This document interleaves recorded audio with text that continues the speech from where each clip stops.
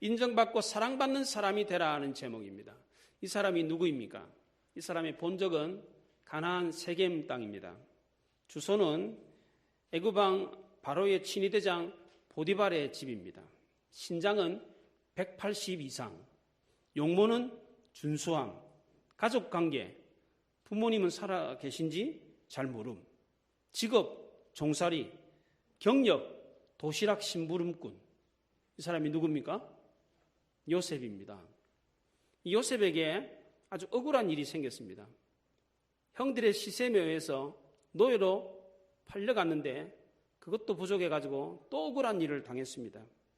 주인 마님을 겁탈했다는 이유로 감옥에 갇혔습니다. 그런데 참 이해가 안 되는 것은 어떻게 그 당시에 노예 신분으로 주인 마님을 겁탈했는데 죽지 않았느냐 하는 것입니다. 그 당시 사회 분위기 속에서는 그런 노예는 반드시 죽이도록 되어 있습니다.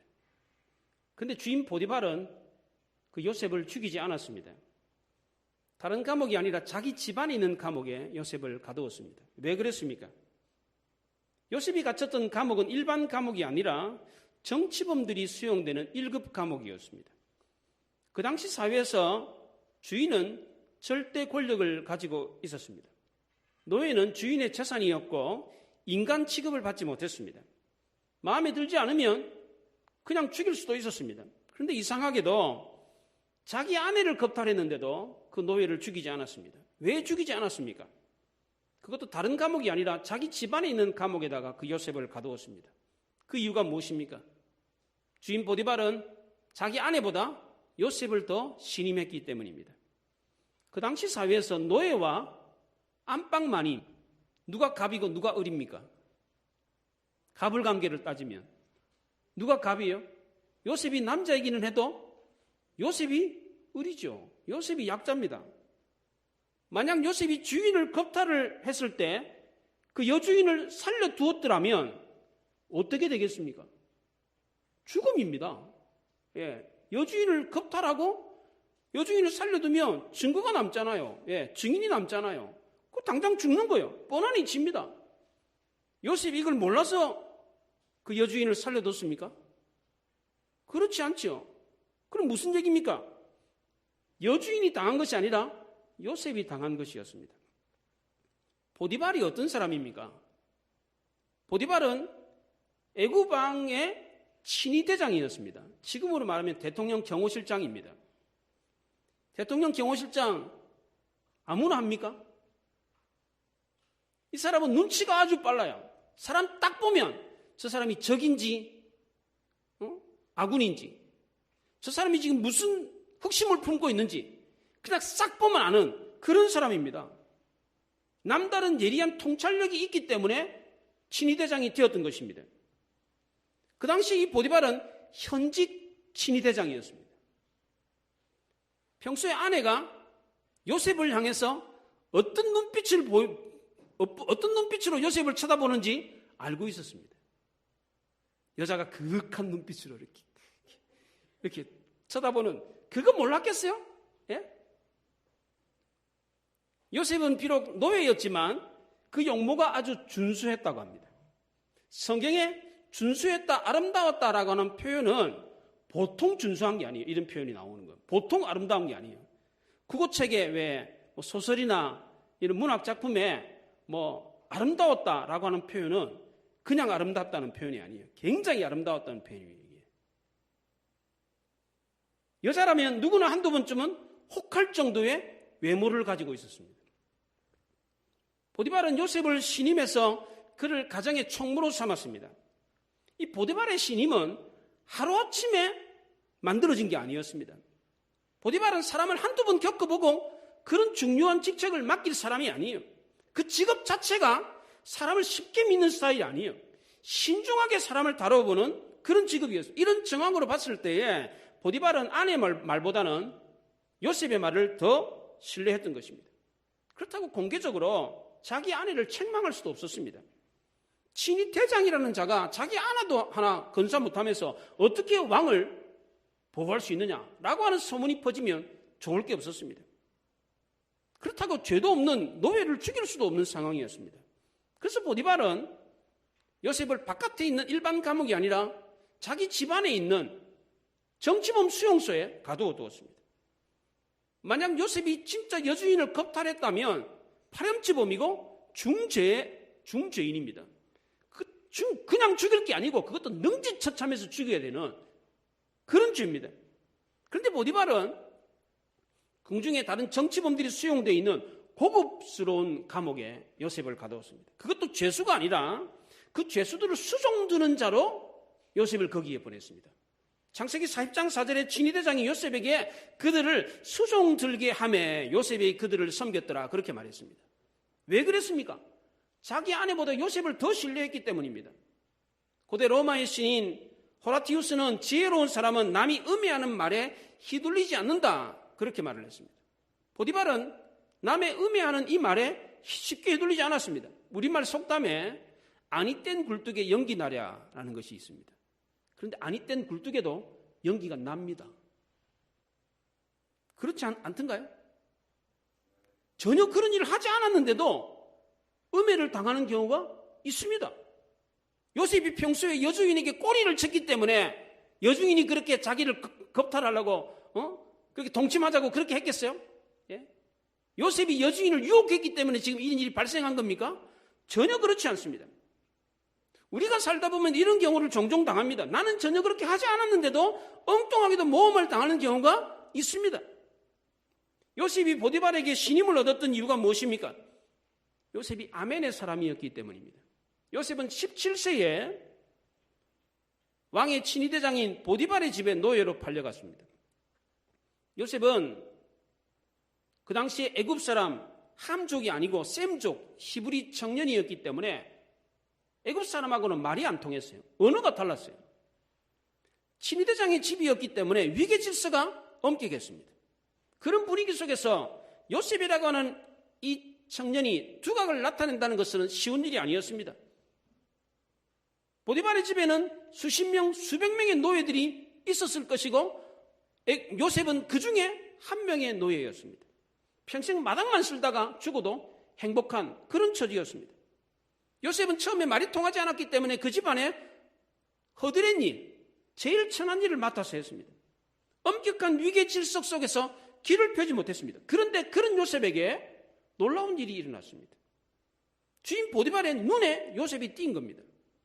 여러분들 어떤 사람이 한 번 잘하면 뭐라 그럽니까? 한 번 뭔가를 잘해요.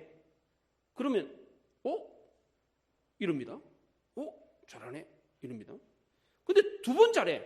또 잘해. 그럼 뭐라 그럽니까? 저 사람 괜찮네 그럽니다. 근데 두 번, 세 번 계속해서 잘해요. 그럼 뭐라 그럽니까? 저 사람은 뭔가 다른 게 있네. 남들과 다른 게 있구나. 그 사람의 정체성을 알게 됩니다. 보디발은 요셉에게서 이것을 보았습니다. 요셉에게 일관된 신실함과 충성스러움을 발견했습니다. 요셉에게 이런 일관된 성실함과 충성스러움은 다름 아니라 그가 믿는 여호와라는 신 때문이었습니다. 오늘 3절에 보면 그럽니다. 여호와라는 신이 함께 있었다. 그런 말이다. 그의 주인이 여호와께서 그와 함께 하심을 보며 또 여호와께서 그의 범사에 형통하게 하심을 보았더라 그랬습니다. 요셉은 하나님을 전혀 모르는 애굽 사람에게 여호와라는 신이 있다는 것을 알려주었습니다. 왜 저 사람은 가는 곳마다 잘 되지? 하는 일마다 잘 되지? 저 사람이 가면 다들 사람들이 웃고 사람들이 다 하나가 되네? 저 사람이 믿는 신 때문에 그렇구나. 머나먼 이국 땅 남의 나라 땅에서 히브리 청년 요셉은 아무것도 아닌 사람이었습니다. 사람 취급도 못 받는 사람이었는데 수많은 사람들에게 감동을 주었고 하나님의 살아계심을 증거할 수 있었습니다. 우리가 오랫동안 사람을 겪다 보면 저 사람 참 괜찮다, 좋은 사람이다 라고 할 때에 최고의 칭찬을 할 때 뭐라 그럽니까? 뭐라 그래요? 사람들 오래 겪으면서 이 사람이 정말 좋은 사람이에요. 그러면 뭐라고 칭찬합니까? 칭찬의 극찬이 뭡니까? 정말 진실한 사람이다. 정말 믿음만한 사람이다. 이런 극찬을 하지 않습니까? 보디발이 요셉에게 그와 같은 말을 했다는 것입니다. 어느 공동체에서든지 성공하는 사람이 되려면 어떻게 해야 됩니까? 사랑받는 사람이 되어야 됩니다. 공동체에서 사랑을 받지 못하면 절대로 성공할 수가 없습니다. 부모님들은 자녀를 위해서 기도할 때 어떻게 기도합니까? 우리 자녀 총명한 아이가 되게 해주십시오. 유능한 인재가 되게 해주십시오. 그렇게 기도합니다. 그런데 이것보다 더 중요한 기도는 바로 사랑받게 해달라는 것입니다. 어디를 가든지 누구를 만나든지 사랑받는 자녀가 되게 해달라, 이렇게 기도하는 것입니다. 누가복음 2장에 예수는 그 지혜와 키가 자라가며 하나님과 사람 앞에 더욱 사랑스러워 가시더라, 그렇게 말을 했습니다. 여러분의 자녀가 아무리 총명해도 공동체에서 사랑을 받지 못한다면 그 총명하면 오히려 외톨이가 될 수 있습니다. 그 총명함 때문에. 어느 공동체나 정말 행복한 사람은 사랑받는 사람입니다. 이 사람은 어디를 가든지 누구를 만나든지 다 좋아합니다. 이 사람이 가면 웃음꽃이 핍니다. 사람들은 이런 평화의 사람을 좋아합니다. 그래서 사랑받는 사람이 성공하는 것입니다. 요셉은 어디를 가나 인정받고 사랑받았습니다. 그렇다면 구체적으로 어떤 사람이 이렇게 사랑을 받고 인정을 받습니까? 크게 두 가지입니다. 첫째는 인격적으로 진실함이 있는 사람입니다. 요셉에게는 이런 진실함이 있었는데, 요셉의 진실함은 하나님 앞에서뿐만 아니라 사람 앞에서도 진실했습니다. 먼저 요셉은 하나님 앞에서 진실했습니다. 어린 시절에도 청년 시절에도 장년이 되어 늙어도 요셉은 한결같이 하나님 앞에서 진실했습니다. 성공했을 때도 실패했을 때도 낮아졌을 때도 나중에 국무총리가 되고 높아졌을 때도 결혼하기 전에도 결혼한 이후에도 바로왕의 꿈을 해석할 때도 내가 해석했습니다. 내가 똑똑하게 했습니다. 이렇게 하지 않고 하나님이 가르쳐줬습니다. 그렇게 말했습니다. 형제들에게도 그랬습니다. 형님들이 나를 노예로 판 게 아닙니다. 하나님이 우리 가정을 구원하기 위해서 하나님이 먼저 나를 이곳에 보내신 것입니다. 이렇게 말을 했습니다. 직장 생활하면서도 하나님이 나를 우연히 이곳에 보낸 게 아니다라고 생각해요. 하나님이 나를 이곳에 보냈다라고 생각을 했습니다. 그러니까 요셉은 가는 곳마다 늘 언제나 하나님 앞에서 진실할 수 있었던 것입니다. 또 하나 요셉은 하나님 앞에서뿐만 아니라 사람 앞에서도 진실했습니다. 하나님 앞에서는 진실하면서 사람 앞에서 진실하지 않는 사람이 있습니다. 그런데 요셉은 그렇지 않았습니다. 사람 앞에서도 동일하게 진실했습니다. 보디발의 아내가 완벽한 찬스를 만들었습니다. 그 집에는 보디발의 아내와 요셉 둘뿐이었습니다. 아무도 없었습니다. 여주인이 요셉의 옷구덩이를 잡아 끌면서 동침하자고 그랬어요. 날마다 그랬어요. 날마다. 성경에 날마다 그랬대. 날마다. 이게. 근데 요셉은 넘어가지 않았어요.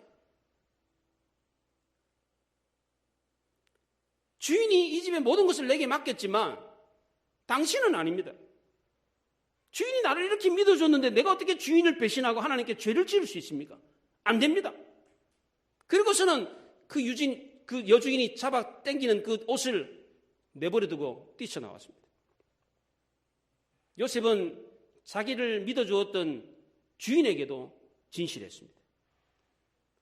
남이 안 보는 곳에서도 한결같이 요셉은 늘 언제나 진실했습니다. 이런 진실함이 요셉을 요셉되게 했던 것입니다. 켄 플랜차드가 쓴 칭찬은 고래도 춤추게 한다라고 하는 유명한 책이 있습니다. 이 책의 주인공인 킹슬리라고 하는 사람이 플로리다에 출장을 갔습니다. 이 책의 주인공인데 이 사람은 평소에 가정과 직장에서 인간관계를 어떻게 해야 되는가 고민을 많이 했던 사람인데, 이 사람이 플로리다 출장을 갔는데 그 플로리다의 해안공원에 한 조련사가 범고래를 훈련하는 것을 보고 깜짝 놀랐습니다. 범고래가 물 위로 뛰어오르더니 또 내려가고 그러면서 막 재주를 부리는 거예요. 조련사가 범고래 등에 올라타가지고 이리저리 막 조종을 하는 모습을 보고서는 감동을 받았어요. 이 사람 동물을 좀 이렇게 조련할 수 있는 그런 지식을 가지고 있었습니다. 동물을 조련하는데 가장 힘든 동물이 두 가지가 있는데, 하나는 돼지라고 그래요. 돼지는 머리가 나빠가지고 아무리 가르쳐도 안 된대요. 돼지는 고작 가르치는 게 앞으로 직진하는 거, 요것만 가르칠 수 있지 응용 동작을 가르칠 수가 없대요. 또 하나 조련하기 굉장히 어려운 동물이 범고래라고 그럽니다. 이 범고래는 머리가 너무 좋아가지고 사람 고집이 세가지고 좀처럼 순종을 하지 않는답니다. 그런데 이 조련사는 범고래를 자유자재로 마치 미역처럼 물결처럼 춤추게 만들고 있었습니다. 그래서 조련사에게 다가가지고 평소에 인간관계에 관심이 많았던 이 주인공이 조련사에게 가서 그 비법이 뭡니까? 가르쳐달라 그러니까 그 조련사가 비싼 건데. 그러면서 가르쳐 주기를 범고래는 칭찬과 격려를 통해서 훈련합니다. 비록 미물이라고 할지라도 뒤통수 치기는 절대 금물입니다. 이렇게 가르쳐 줬습니다. 아무리 관계가 좋다고 할지라도 뒤통수를 치면 지금까지 쌓아놓았던 모든 관계가 하루아침에 그냥 무너져 버립니다. 남의 약점, 남의 아픈 것을 이용해가지고 뒤통수 치는 사람, 자기 이익을 위해서 남을 이용해 먹는 사람, 앞에서는 웃고 뒤에서는 수근거리는 사람, 이런 사람은 동물들도 안다는 거예요. 동물들도. 직장 생활하면서 절대 하지 말아야 될 것이 있는데, 그것은 바로 직장 상사나 동료들에게 대해서 험담하는 거, 욕하는 거, 이거 절대 해서는 안 된다는 거예요. 이것은 마치 자기 얼굴에 침을 뱉는 거나 마찬가지라는 거예요. 왜냐하면 다 알려지게 되기 때문이랍니다. 그 사람이 어떤 인격의 소유자인지 다 드러나게 된다는 거예요. 부당한 대우를 받아도 참고 인내하고 불평하지 않는 사람인가 그렇지 않는가, 이게 금방 드러난대요. 그게 특히 윗사람들은 이런 사실을 더더욱 잘 안돼요. 사실 그렇습니다. 위에 있는 사람들은 아랫사람들 씩 보면 압니다. 그냥 척 보면 그냥 눈빛만 봐도 알고, 행동 하나만 봐도 저 친구가 어떻게 일을 하는구나, 어떤 마음을 가지고 일하는구나 딱 보면 알아요. 왜? 그 과정을 다 거쳤기 때문에. 과거에 그 과정 다 거쳤기 때문에 행동 하나만 봐도, 일을 처리하는 거 하나만 봐도 저 사람이 어떤 인격을 가지고 있는지, 저 사람이 부당한 대우를 당하고 지금 뭐 과도한 업무에 시달리고 있을 때 어떻게 하는가, 그거 하나만 보면 그냥 싹 다 안다는 거예요. 그렇기 때문에 직장에서 절대 하지 말아야 될 거, 남 험담하는 거 절대 하지 말아야 된다는 거예요. 베드로도 베드로전서 2장 18절에서 이렇게 말했습니다. 사환들아, 범사의 두려움으로 주인들에게 순종하되 선하고 관용하는 자들에게만 아니라 또한 까다로운 자들에게도 그리하라, 그렇게 말했습니다. 좋은 상사에게만 그렇게 순종할 게 아니고 까다롭고 어려운 상사들에게도 순종하라, 그렇게 말했습니다. 이것이 바로 성공하는 그리스도인의 비결이라는 것입니다. 둘째로 사랑받고 성공하는 비결은 일에 대한 전문성이 있어야 됩니다. 요셉은 자기가 맡은 일에 있어서는 똑부러지게 잘하는 사람이에요. 어영부영 얼렁뚱땅 하는 사람이 아니었습니다. 예수님은 제자들을 세상에 보낼 때에 너희들은 뱀처럼 지혜롭고 비둘기처럼 순결하라, 그렇게 말했습니다. 뱀처럼 지혜롭기만 하면 된다, 비둘기처럼 순결하면 된다, 그렇게 말하지 않고 두 가지를 다 말했어요. 세상을 이기려면 첫째 뱀처럼 지혜로워야 돼요. 실력이 있어야 돼요. 전문성이 있어야 됩니다. 둘째는 비둘기처럼 순결해야 됩니다. 공동체에서 전문성이 있다고 해서, 능력이 있다고 해서, 실력이 있다고 해서 성공하는 게 아닙니다. 실력 있는 사람이 공동체 속에 인정받는 게 아닙니다. 인격이 갖추어지지 않으면 그 전문성은 오래가지 못합니다. 반대로 인격이 갖추어져 있다고 해서 그러면 사랑받고 인정받느냐, 그것도 아닙니다. 전문성이 결여되어 있는 사람은 아무리 인격이 좋아도 인정받지를 못합니다. 일을 못하니까 맨날 다른 사람 시키는 거예요. 맨날 다른 사람한테 도와달라고 그러는 거예요. 얼마나 피곤한지 몰라요, 그런 사람. 인격적인 신실함과 일에 대한 전문성 둘을 갖추고 있어야 됩니다. 기업을 운영하는 CEO들은 직장 직원들 어떤 사람이 사랑스럽고 어떤 사람이 밉습니까? 항상 웃는 낯으로 사람을 대하는 사람 좋아합니다. 무슨 일인지 늘 언제나 긍정적으로 받아들이는 사람이 좋습니다. 우울함 가운데서도 남들의 기분을 돋구기 위해서 유머를 날리는 사람이 좋습니다. 작은 별에도 항상 감사할 줄 아는 사람이 좋습니다. 경영인들은 직원이 100% 이상의 일을 하는 사람을 좋아합니다. 일찍 출근하는 사람을 좋아합니다. 계획대로 일을 잘 진행하고 약속을 잘 지키는 사람을 좋아합니다. 보이든 안 보이든 늘 언제나 성실하고 창조적인 사람을 좋아합니다. 그런데 이런 사람은 밉습니다. 하라고 부탁한 일도 제대로 못하고 말만 많고 허풍만 떠는 사람은 싫습니다. 성실하지 않으며 장깨를 부리는 사람은 싫습니다. 말도 안 되는 이야기를 소신이라고 억지를 부리는 사람은 싫습니다. 기본이 안 돼 있는 사람, 남을 신뢰하지 못하는 사람, 너무 자기 능력보다 고연봉을 요구하는 사람, 책임보다는 권리를 더 찾는 사람, 일에 능력이 없어서 이중장치를 해야 되는 사람, 이 사람한테 맡기면 일이 마무리가 안 되니까 꼭 다른 사람에게도 같이 맡게 되는 그런 사람, 늘 힘들다고 불평하고 주인은 일을 하는데 일꾼은 일하지 않는 사람 밉습니다. 친절하지 않는 사람 밉습니다. 이 모든 이야기의 공통점이 무엇입니까? 하나는 인격적인 성실함이 있느냐, 인격적인 신실함이 있느냐, 또 하나는 일을 잘 수행할 수 있는 전문성을 가지고 있느냐 하는 것입니다. 이 두 가지를 겸비해야 인정받고 사랑받을 수 있다는 것입니다. 요셉은 이 두 가지를 다 갖추었습니다. 주인 보디발이 요셉을 신임했습니다. 그 이유는 그가 인격적인 진실함을 가지고 있었기 때문입니다. 나중에 이 요셉은 보디발에게 뿐만 아니라 나라의 왕이었던 바로 왕에게까지 신임을 얻었습니다. 요셉은 단순히 인격만 갖춘 게 아니었습니다. 일에 대한 전문성도 가지고 있었습니다. 3절에서 보디발이 하나님이 그의 범사에 형통하게 하심을 보았다 그랬습니다. 5절에서는 보디발이 요셉에게 자기 집과 모든 소유를 주관하게 했다, 그렇게 말을 했습니다. 보디발이 요셉을 신임했던 것은 그가 인격적으로 된 사람이었기 때문에가 아니었습니다. 그건 부차적인 것이었어요. 요셉이 아무리 좋은 사람이라고 할지라도, 인격적으로 괜찮은 사람이라고 할지라도 그에게 전문성이 없었더라면 보디발은 결코 그에게 그와 같은 중책을 맡기지 않았을 것입니다. 보디발은 요셉을 돈 주고 사왔어요. 일을 시키기 위해서 돈 주고 사온 겁니다. 요셉은 그 돈에 대한 가치를 해야만 했습니다. 그런데 요셉은 보디발이 기대했던 돈의 가치 그 이상을 했습니다. 보디발은 요셉을 통해서 큰 복을 받았습니다. 그의 재산이 많아지고 부자가 됐습니다. 요셉은 한마디로 말해 보디발에게 복덩어리였습니다. 어느 유행가 가사처럼 당신은 내게 행복을 주는 사람, 그대 내게 행복을 주는 사람, 그대 내게 복을 주는 사람이었습니다. 요셉의 전문성은 구멍가게 수준이 아니었습니다. 보디발의 그 큰 집안의 가정총무로서 넉넉하게 그 일을 감당했습니다. 뿐만 아니라 나중에 국가라고 하는 거대 기업도 잘 운영해가지고 그 당시 세계 최고의 가장 강력한 애굽을 만들어냈습니다. 이렇게 요셉이 이렇게 될 수 있었던 이유가 무엇입니까? 첫째는 하나님이 그와 함께 하셨기 때문입니다. 3절 하반절 중반절에 보면 그의 주인이 여호와께서 그와 함께 하심을 보며 23절 중반절에서도 여호와께서 요셉과 함께 하심이라 그렇게 말을 했습니다. 하나님은 요셉이 보디발의 집에 있을 때도, 그가 감옥에 갇혔을 때도 함께 계셨습니다. 애굽에서 가나안까지는 걸어서 일주일이면 갈 수 있는 거리입니다. 얼마든지 마음만 먹으면 요셉은 자기의 고향 땅 가나안을 갈 수가 있었습니다. 가정 총무가 됐을 때에 보디발에게 주인님, 나 보름간만 휴가 주십시오.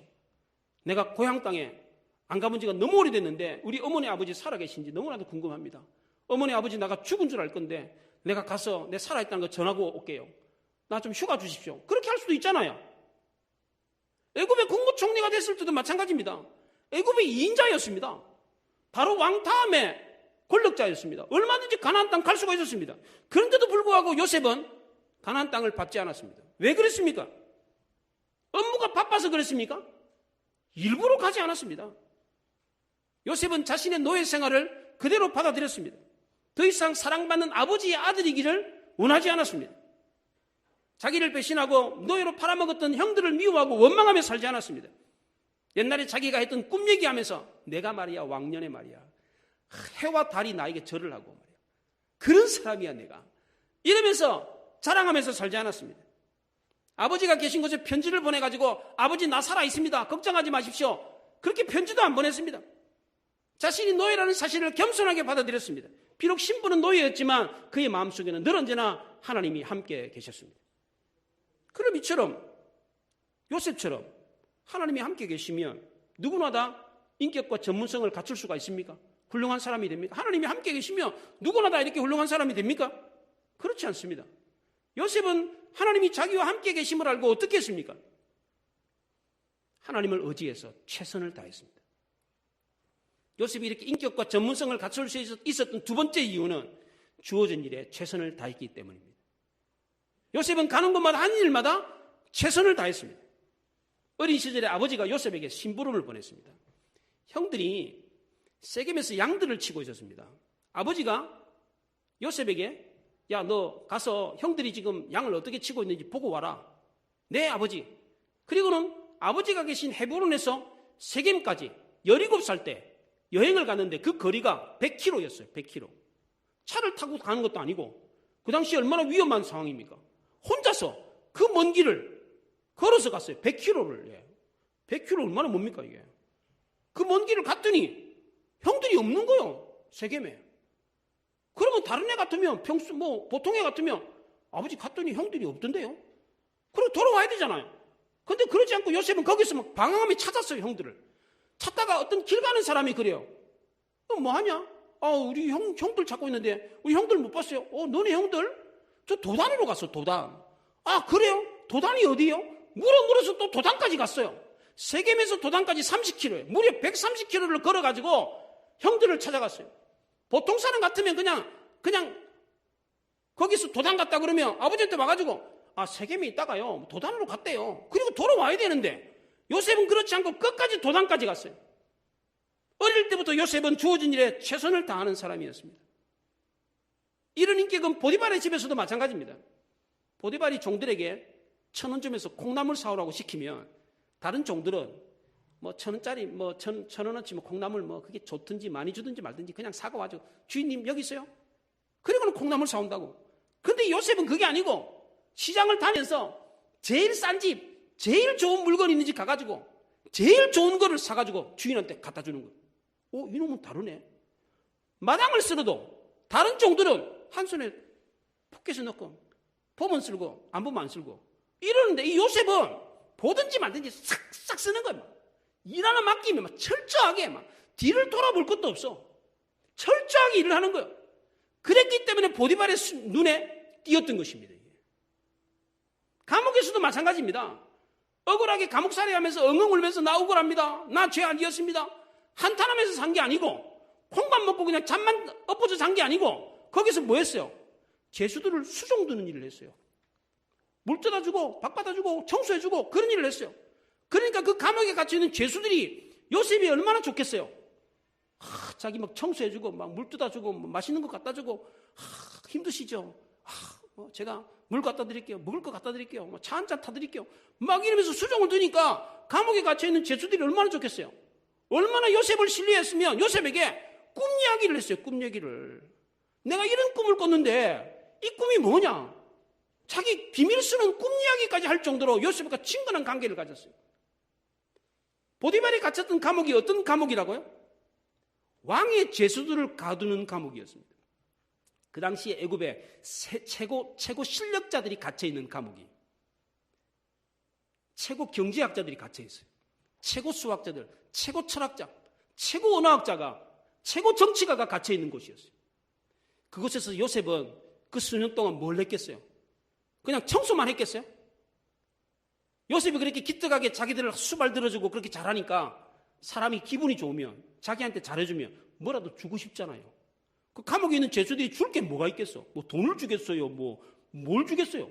자기네들이 가지고 있는 지식을 주는 거예요. 세계 최고의 학자들이 거기에 갇혀 있었습니다. 최고의 능력자들이 그 감옥에 갇혀 있었습니다. 여러분들 요셉이 비천한 죄수의 신분에서 어느 날 하루 만에 갑자기 애굽의 국무총리가 됐습니다. 이게 가능한 일입니까? 바로왕의 꿈 하나 해석했다고 바로왕이 너그 어떻게 알았어? 야 신기하네. 야 너 국무총리 해라. 그렇게 국무총리 시켰겠습니까? 여러분들 국무총리가 아무나 하는 자리입니까 이게? 여러분이 왕이라면 그렇게 하시겠어요? 꿈 하나 해석했다고 애굽의 국무총리를 세우겠습니까? 천부당만부당한 일입니다. 절대로 그런 일은 없습니다. 미천한 죄수를 아무것도 모르는 그 죄수가 꿈 하나 해석했다고 애굽의 국무총리를 세운다? 말도 안 되는 일이에요. 그런데 요셉이라는 청년을 와가지고 꿈을 해석하는 걸 보고 이 사람이 이야기를 들어보니 이 사람이 보통 내기가 아니에요. 철학, 사상, 정치, 언어, 경제 모르는 게 없는 거예요. 이 친구가. 도대체 이 사람이 어떤 사람이야? 야 네가 최고다. 네가 국무총리 해라. 나는 높은 게 왕자리 위에는 내가 너보다 높은 게 없다. 네가 다 해라. 그리고 맡겠다니까요. 공자는 세 사람이 지나가면 그 중에 한 사람은 꼭 스승이 있다고 그랬습니다. 요셉은 늘 언제나 겸손하게 배우는 자세를 가지고 있었습니다. 여러분들 실력이라는 것은 먼지처럼 쌓이는 것입니다. 하루아침에 실력자가 되는 거 아닙니다.